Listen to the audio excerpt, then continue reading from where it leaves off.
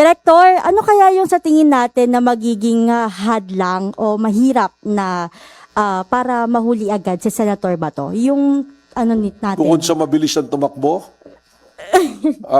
siyempre hinahanap natin siya ngayon. No? So, the challenge is he's from the law enforcement. So, he knows how law enforcement think and move. No? But, of course, eventually, yung mga ganyang bagay naman, you can never escape the long arm of the law. So, mahanap at mahanap ka. It goes also to the other fugitives from justice. So, aabot at aabot tayo dyan sa sitwasyon na yan. Just like yesterday, 16 years siya na nagtatago, we were able to arrest it. So, meron naman. May nangyari. Kaya lang, syempre, we want it sooner than later. But we are positive.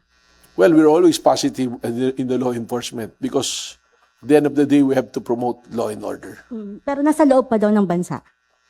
Hindi ko masasabi yan, pero I'm sure wala namang report pa from Bureau of Immigration na lumabas siya. So if you will base on that, nandito pa siya.